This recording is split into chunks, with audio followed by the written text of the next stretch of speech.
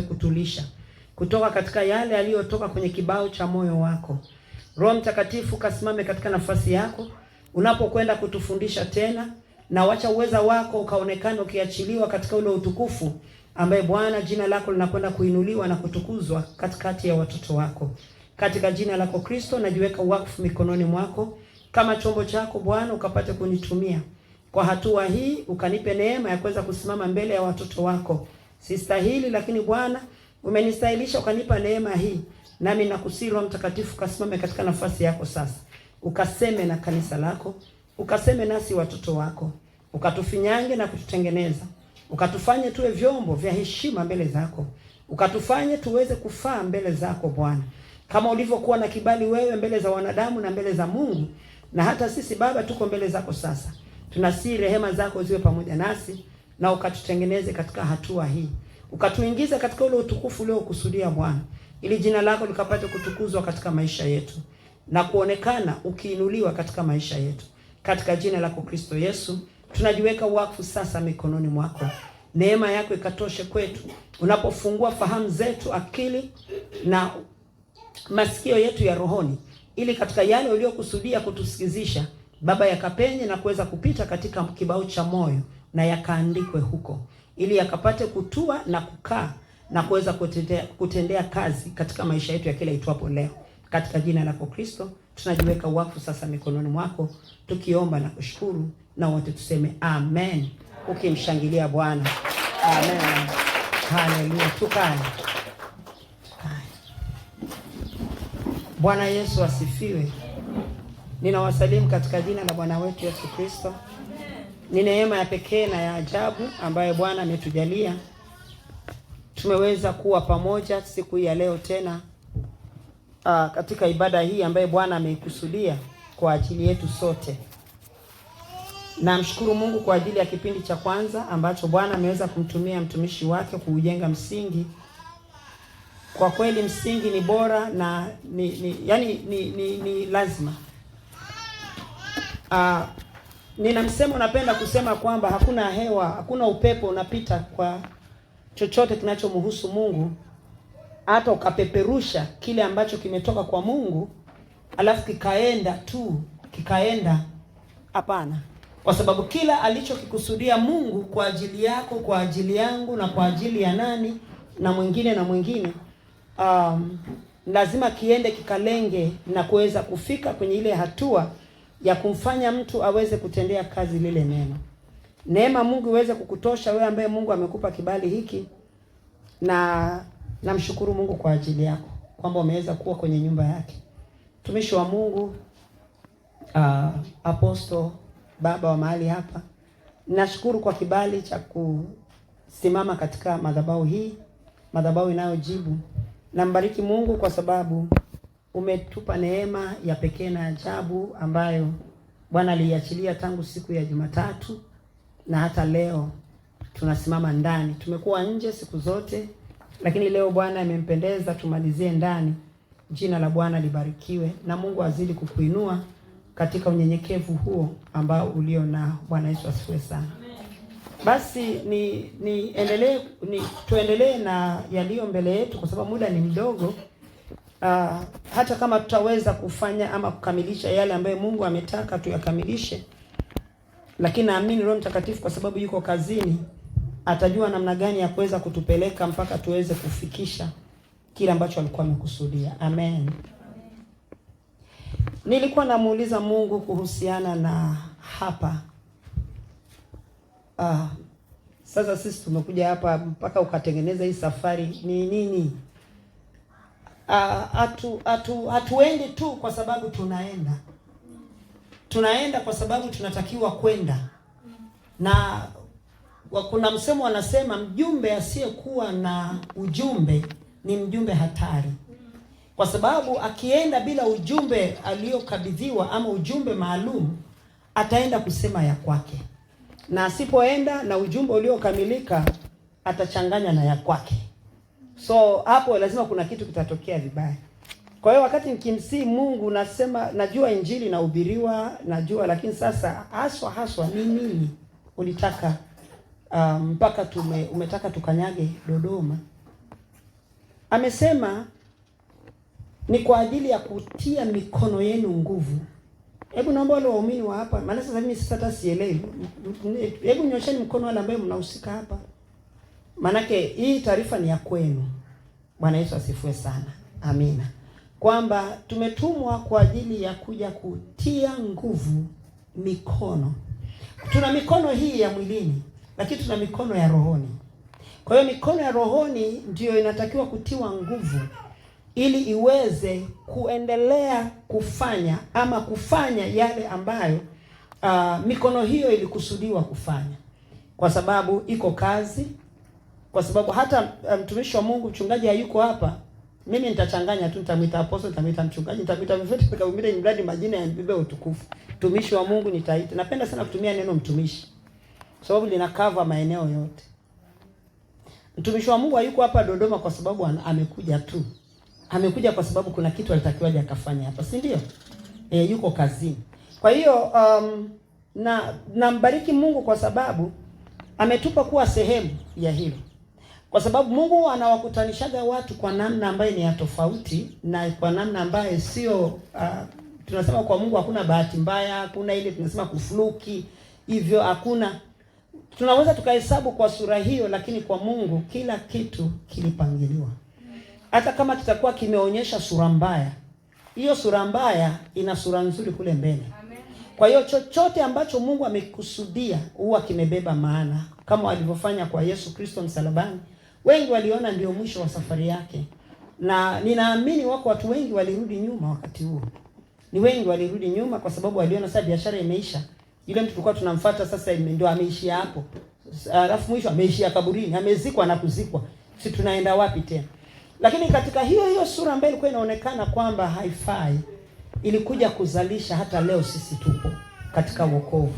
Ilizalisha kitu endelevu, kitu ambacho kimebeba uzima wa milele kwa ulimwengu, kwa yoyote yule ambaye anakuwa tayari kumshika. Kwa hiyo kwa Mungu hakuna kufluku. Chochote anachokipanga Mungu, anachokifanya Mungu alikipanga, na kwa kukipanga kwake basi leo tuko Dodoma. Bwana Yesu asifiwe sana. Na juma hili lote sisi tuko hapa na tunamaliza leo, na tukiamini kabisa kwamba makusudi yake yatatimilika. Amen. Kwa hiyo amesema tumekuja kutia mikono nguvu. Basi wewe uliye wa hapa, hakikisha una andaa mikono yako ya rohoni, moyo wako uandae kwa ajili ya kutiwa nguvu, kwa ajili ya kuendelea na safari ya mahali ulikofikia. Kwamba ulikuwa mahali umekuja, yani umetembea katika mwendo wako wa kiroho, na mahali ulikofikia basi kuna hatua tena mbele. Haleluya. Ambaye sasa ukajiweke tayari kwa ajili ya yale ambaye Bwana ameyakusudia.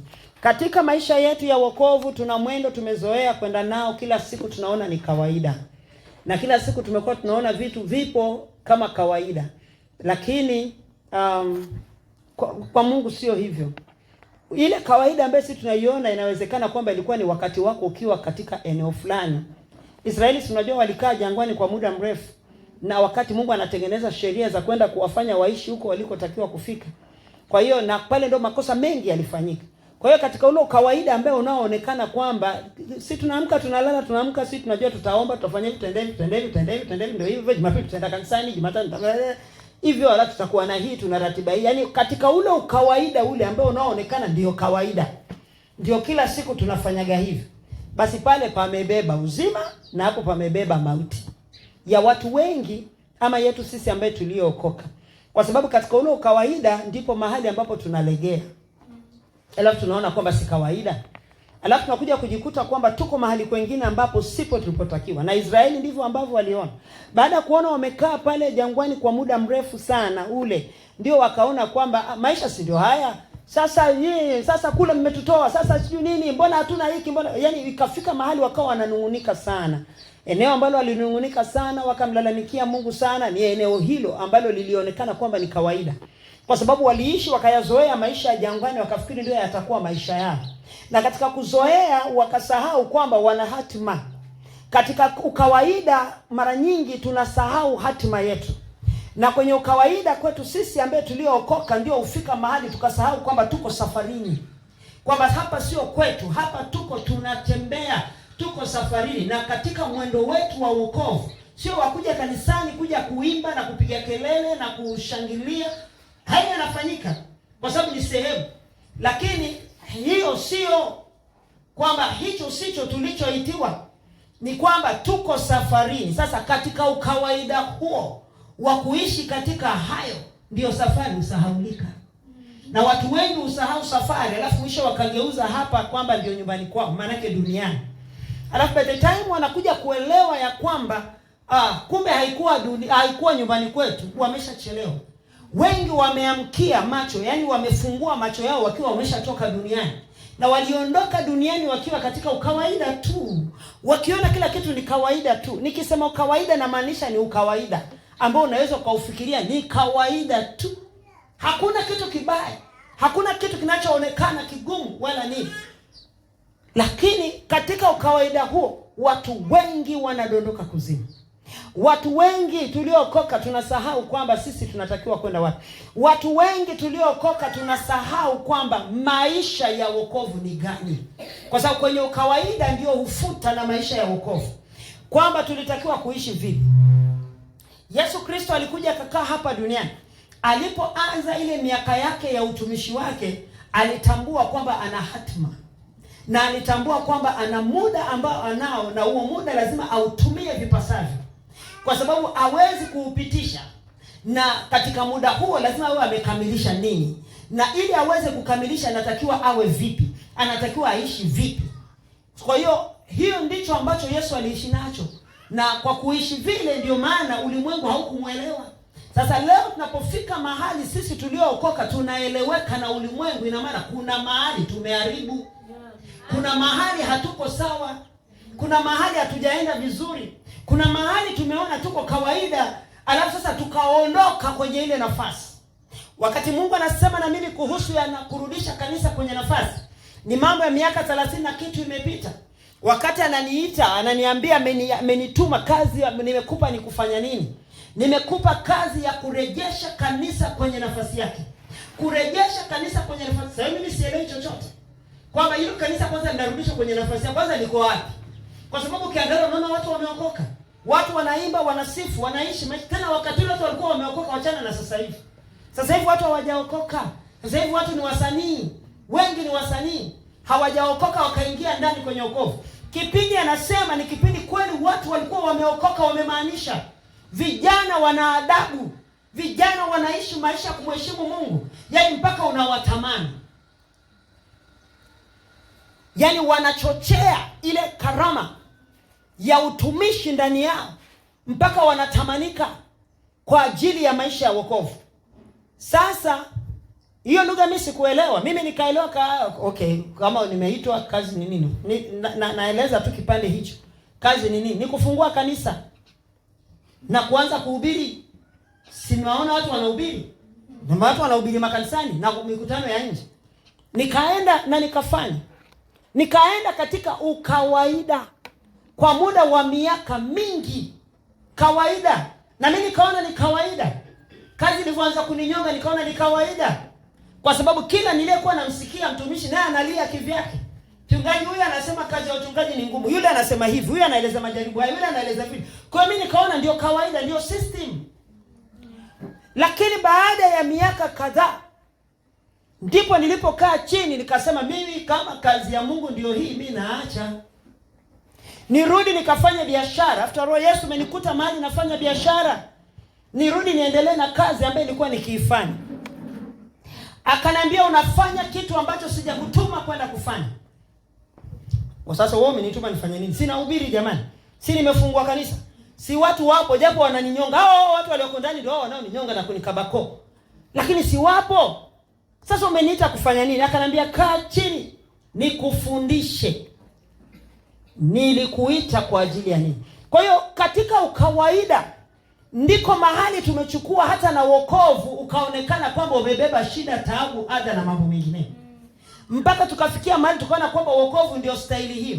Tukawa na maneno ya kujitungia ya kwamba ndio staili ya wokovu. Kwamba wokovu lazima upite. Tukabaki tunatiana moyo katika hai. Lakini niko hapa kukwambia kwamba wokovu ni mwendo. Wokovu ni mwendo. Mwendo unaonitoa kwenye hatua moja na kunipeleka kwenye hatua nyingine. Mwendo uliobeba utukufu hadi utukufu. Yaani sio mwendo wa kuzunguka hapo jangwani ambapo ndio Israeli waliona jangwani wakafikiri ndio kawaida. Ni mwendo ambao umebebwa na sura nyingine. Kwa maanake ni nini? Kwa maanake mwendo wangu wa wokovu lazima utambulike katika roho.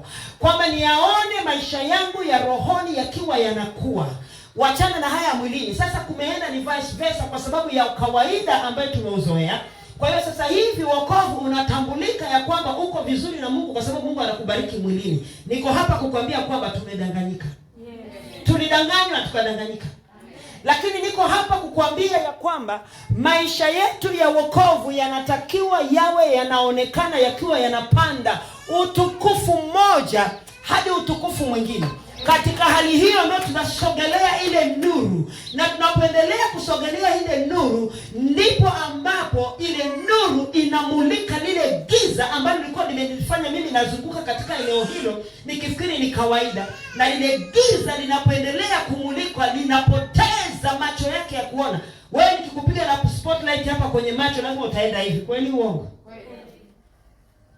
Kwa hiyo lile giza linapomulikwa na ile nuru, kwa sababu mimi natembea kwenda mbele, sizunguki hapo, natembea kwenda mbele. Kwa hiyo ile nuru inapoendelea kuspot ile giza ambalo linalonizunguka mimi, lile giza linaachia ngazi bila kuambiwa, bila kukemewa, bila kuambiwa ondoka. Linajua kabisa hapa mwenye mji wake ametokea, mwenye mtu huyu yupo, amekuja. Na maanake ni kwamba mtu huyu ametia moyo ufahamu. Na ametia moyo ufahamu, kwa hiyo nuru hiyo hakuna shetani anaweza akasimama akaisogelea. Sasa tuna maneno tunaishi nayo ndani ya wokovu ya kutiana moyo. Nasema hivi, hayo ni maneno ambayo shetani anatushikilia nayo tubakie hapo jangwani mpaka tufie hapo. By the time nakuja kuelewa ni nini kinachoendelea, nafungua macho niko kuzimu. Maanake nimekufa duniani bila mimi kujua kwamba ndio nakufa. Kwa sababu kuna mtu anayejua nani anaondoka lini. Mimi hata sasa hivi naweza nikaondoka. Lakini nimejipangaje? Nimejiandaaje? Nina uhakika gani wa mahali ninapokwenda? Huyo Yesu nasema habari zake ya kwamba yeye ndio ameniokoa. Kwanza ninamjua. Ninajua amefanya nini kwenye maisha yangu. Ninajua hatua zake. Najua ananipeleka wapi. Na kule nako nipeleka napafahamu ni wapi. Na kuna nini kule? Nikijua kilichopo kule, nitabeba uthamani wa kile nilicho nacho leo. Kwa maana yake nikijua nilichoitiwa kule mbele, thamani ya wokovu itaonekana kwenye maisha yangu. Lakini leo thamani ya wokovu haionekani kwenye kanisa. Kanisa ndio limekuwa ni kutukanwa. Kanisa hata ukiambiwa simameni hapo sasa mweke parade. Jamani, kuna mtu mmoja aliitwa Elia. Yule Elia alisimama akamthibitisha Mungu akiwa mtu huyu mmoja. Lakini kuna mabahari miangapi walishindwa kumthibitisha Mungu wao. Sasa leo tukiambiwa tunaweka haya watu 10 nyinyi mliokoka na nyinyi 10 hamjaokoka. Thibitisheni Mungu. Huyu anasema ana Mungu, hajaokoka lakini anasema ana Mungu. Na huyu ameokoka anasema ana Mungu. Moto hautawaka kwa upande huu kwetu. Wa huko asipowaka ni sawa kwa sababu hana Mungu. Lakini kwetu sisi hautawaka. Kwa sababu gani? Kwa sababu thamani ya kile ambacho ndio ingefanya moto huo uwake. Nasema habari za Elia sasa. Thamani ya kile ambacho kingefanya moto huo uwake, mimi nimeipoteza. Na kama nimeipoteza, hauwezi kuwaka huo moto. Ndio maana Elia alisimama tu, yeye akasema tena kabisa, kwa sababu alikuwa na uhakika na Mungu. Kwa hiyo akasema mwageni na maji. Wakaweka mapipa manne si matatu ya maji. Wakamwaga maji, kukaloa chapa mahali ambapo hata wewe fanya hivyo kwenye kuni zako haitawaka hiyo. Mtaambiwa mpaka muanike hizo kuni nje wiki nzima. Ndio mweza mkazirudisha jikoni zikawaka. Tena zitawatolea moshi kama nini. Lakini Elia wakati huo bila moshi, bila kitu chochote, alisema na ikajulikane kwamba yuko Mungu wa Israeli. Kwa sababu kilichokuwa kinatafutwa kilikuwa ni kumthibitisha Mungu anayeishi wa Israeli. Kwa sababu Israeli wamemtukanisha Mungu. Israeli wameondoa thamani ya kile ambacho walipewa. Na walipokiondoa, Elia akasema mimi sitaambatana na nyinyi. Nitasimama kuthibitisha kwamba Mungu yule yupo. Kuna mtu anaelewa mimi nasema nini hapa? Hamjanielewa bado, ila mtakuja kunielewa. Kwa nini? Kwa sababu Elia alikataa kuendana na wale watu, alikataa kufuatana na yale. Kila kitu kinaonekana ni kawaida kwa sababu kila kitu kimekuja. Kila kitu kinaonekana ni cha kawaida kwa sababu kila kitu kimekusanywa, kikaletwa ndani ya kanisa. Kila kitu kinaonekana ni cha kawaida kwa sababu tumeshuka kuzimu, tukachukua vya kuzimu tukavileta ndani ya kanisa. Kila kitu kinaonekana ni cha kawaida kwa sababu kila kitu kilichoonekana kizuri kwa macho ya damu na nyama kilionekana ndio kinafaa. Lakini Mungu hajengi kwa macho ya damu na nyama. Ndio maana nikasema wokovu ambaye huwa tunatakiwa kuuthamini unakuwa kiroho. Na wewe huwezi kuona kama unakuwa. Ila kitakachokuja kukufanya uweze kuelewa kwamba umekuwa ni mahali utakapoona uko na mahali ulikokuwa. Sasa ukawaida manake ni kitu gani? Ukawaida manake ni kwamba mwaka jana nilivyokuwa na mwaka huu niko hivyo hivyo. Hapo ndio kwenye ukawaida sasa. Mwaka juzi nina miaka 5 kwenye wokovu lakini mimi ni yule yule. Hapo ndio kwenye ukawaida. Lakini ukawaida ni kwamba nimeokoka leo. Mimi nawaambiaga kabisa, kaa, woke njoo na kila kitu chako. Maana tumeambiwa tulete mizigo yetu. Kwa hiyo wewe beba lete, si umemlete Yesu. Njoo hapa, toa mzigo wako hapa, alafu tuanze kuona badiliko. Hatuwezi kukufuga, maana kumfuga mbeba dhambi, umeifuga dhambi na ukaa ndani yake. Na hiyo ndio tatizo ambalo tunalokwenda nalo, ambalo ndio sasa pole pole tunaona kwamba ukawaida umejaa ndani ya kanisa. Ukawaida umejaa ndani ya watu ambao tuliookoka. Unakuta kama kulikuwa watu wana moto wa kumjua Mungu, moto wa maombi, unaona wanaanza kufifia. Kwa nini? Kwa sababu kuna ukawaida umeingia. Kuna ukawaida upo. Kwa nini? Kwa sababu ya kile ambacho tunakifuja. Shetani ana mbinu zake nyingi sana za kufanya. Na hizo mbinu anazozifanya ndio maana tunatakiwa tuwe na ufahamu. Mimi siwezi kusema habari ya kuomba kwa sababu sisi tuliookoka ni waombaji. Lakini nitasema habari za ufahamu kwa sababu tumekosa ufahamu. Na Biblia ikasema kwenye Mithali ya kwamba enyi wajinga, acheni ujinga. Mkafanye nini? Ndio muweze kuishi. Sasa kanisa tumeshindwa kuishi si kwa sababu hatujui kuomba. Tunaweza kuomba. Ukiwaambia tu watu kaeni hapa muombe kuanzia saa 12 jioni mpaka asubuhi, wataomba. Wataomba mpaka moshi utaonekana.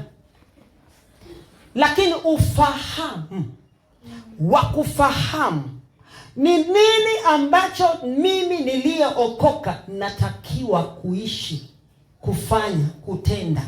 Kwa sababu nikishaokoka naishi kwa ajili ya Bwana. Maisha sio yangu tena. Kama ambavyo nilivyokuwa kabla sijaokoka. Jamani, hakuna watu walikuwa wanapigiwa, yaani hakuna mtu aliyepigiwa parade akaambiwa sasa nenda kazini. Sasa nenda kaseme uongo. Ile ni automatically, ili mradi wewe uko kwenye hiyo system, yani baba yangu ndio huyo, mtafanya. Hakuna mtu anayemfundisha mtoto anayekuwa kijana kufanya zina. Hakuna mtu anafupani. Kuna shule wanaenda kufundishwa. Shule ya elimu ya kawaida kumwezesha kuishi anaanzishwa nasari na viboko anachapwa haelewi. Lakini zina nani anaenda kumfundisha? Nani anamchapa viboko aenda akajua kufanya zina? Si hamna. Ila atachapa viboko kwa sababu ameenda kufanya zina na hataki kufanya zina. Sasa ndio hicho ninachosema kwamba nilipokuwa wakati niko kwa baba yangu huyo ambaye ni shetani, hakuna mtu alikuwa ananifundisha kufanya maovu. Na ndivyo ninavyotakiwa sasa ninapokuwa kwa Mungu. Hakuna mtu anatakiwa kunifundisha kutenda mema. Mafundisho tunayoyapokea, tunakuja ndani ya kanisa ama tunakusanyika kama wana wa Mungu ili kuupokea ufahamu, ndiposa niweze kujua namna gani ya kuishi. Nikisharudi kwenye swala zima la kuishi, maamuzi yanatakiwa ni ya kwangu. Ndio maana tunaishi na watu wako ndani ya kanisa, watafundishwa tena watakutazama kama mnavyonitazama. Nafikiri kabisa mnanishikia, mnanielewa. Subirini watu watoke, ndio utaelewa walikuelewa ama hawakukuelewa. Kwa sababu watafundishwa, lakini wakitoka wakienda wanafanya ya kwao. Yale wanayoyafanya nani aliwafundisha? Kanisani wamekuja, wamekaa, wamefundishwa. Wametoka hawafanyi yale waliofundishwa, wanaenda kufanya yale wanayoyajua. Kwa nini? Kwa sababu ndio yanaishi ndani yao. Kuna mtu leo mimi nasema nini? Ndio yanaishi ndani yao. Sasa hichi kitu kimeletea kanisa mzigo, kanisa la Kristo Actually ni mzigo ambao Kristo bado ameubeba, ule ambaye alikuwa anatakiwa ameumalizana nao pale msalabani. Mpaka leo bado anaubeba, kwa sababu tumemwachia. Sisi tunaenda jinsi ambavyo tunavyofikiria, kitu ambacho sicho kinavyotakiwa. Lakini kile ambacho nilitakiwa mimi kukiishi, kukifanya, sasa ufahamu ninaoupokea kwenye mafundisho ninaopokea, nikija kanisani, kwenye neno nikisoma, Roho Mtakatifu anakuwa yuko kazini. Ili mradi nimeshahama kwenye upande huo, nimeingia kwenye upande wa Mungu, nitaweza kwenda bila kushurutishwa. Nitafanya bila kuambiwa kwa nini hujafanya hiki uliambiwa. Kwa hiyo mtumishi wa Mungu, mchungaji, sasa muamsheni, huyo ndio wa kwanza kuambiwa sasa. Wewe mama, wewe Ezekiel, muamshe.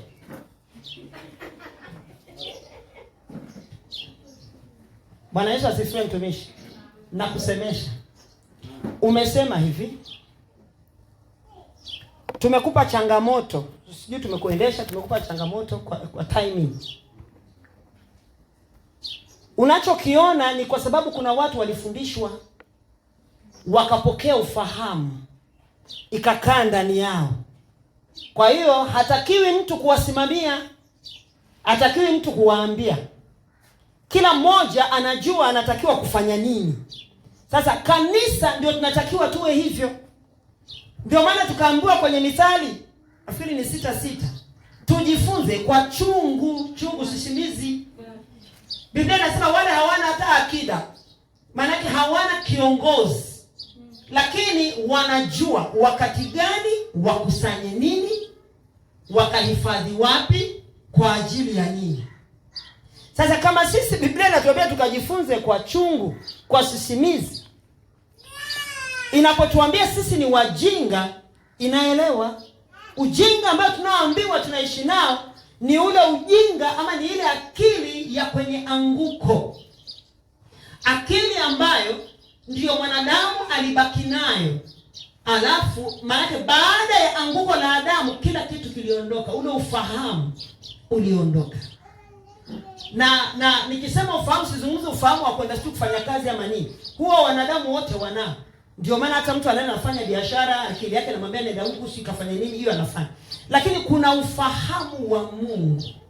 Huu ufahamu wa kiungu ndio ambao unaomwezesha mtu aweze kuishi kama alivyokusudiwa. Sasa kama ufahamu huu haujajengeka ndani ya mtu, na ufahamu huu haujengeki kwa njia nyingine yote isipokuwa kwa njia ya neno la Mungu, kufundishwa na maombi of course, lakini neno ndio msingi, kwa sababu unapata kile ambacho kinatafsiriwa sasa na Roho Mtakatifu kukuambia nini hii, kwa nini hii, na hii imekaaje. Kwa hiyo katika hali ya namna hiyo tunajikuta ya kwamba tunaishi katika mapungufu. Ndio maana hata kuja kanisani lazima watu wafukuzwe, kama vile ni mtoto mdogo anaenda nursery. Na ndio nilianza kutoa hiyo mfano. Mtu kama vile anaenda nursery, anapelekwa hiyo nini mnaita chekechea, aende kule, lakini hataki, kwa sababu mtoto mdogo anataka kulala. Yeye anaona mama unanionea, mimi bado mdogo, lakini wewe unamchapa fimbo maana miaka yake inamtaka aende ndio aweze kumaliza hapo, aingie darasa la kwanza. Kuna mtu anaelewa mimi nasema nini? Sasa tunapokuwa tunaenda kwa namna hiyo ni dalili ambazo si nzuri. Sasa Mungu anatutaka tukue. Ukihesabu maisha yako tangu ulipookoka mpaka leo, mimi nataka uwe na miezi 6 tu kurudi chini, ndio mimi nitakuelewa ukifungwa nepi. Sana sana tukikuongezea ni mwaka mmoja ukifungwa nepi. Lakini baada ya hapo ufahamu uanze kujengeka ndani yako. Na ule ufahamu ndio utakao kufanya wewe uweze kuishi. Kila siku hata ukipokea neno la Mungu, kama ufahamu haupo, hilo neno haliwezi kufanya kitu ndani yangu. Hata kama nimeliandika, haliwezi kufanya kitu. Lakini nikipokea ufahamu, yani nimezungumzia habari ya ufahamu aliokuwa nao Adamu kabla ya anguko, sio ufahamu ambao alikuja kubaki nao, kwa sababu kilipo ufahamu uliondolewa, yani alinyang'anywa ule utu. Najaribu kukimbia sasa, itabidi vitu vingine nivikatekate kwa sababu ya yani nisiingie ndani katika kuelezea. Ufahamu wake uliondolewa, ufahamu wa kujua, kwa hiyo akawa hana. Sasa na kanisa ndio tunaishi na ufahamu huo wa anguko, kwa sababu hatuna ule ufahamu wa kujua. Kwa sababu ule ufahamu wa kujua unanitaka mimi hatua zangu zile ninazosema kwamba za kwenda na kukua, ambayo ndio nikasema kwamba mtu aliyeokoka atabebelezwa, yule atafuatwa hata nyumbani, aletwe kanisani, atumiwe nauli, afanye nini, abebelezwe na mchungaji, huyo afanywe kila kitu.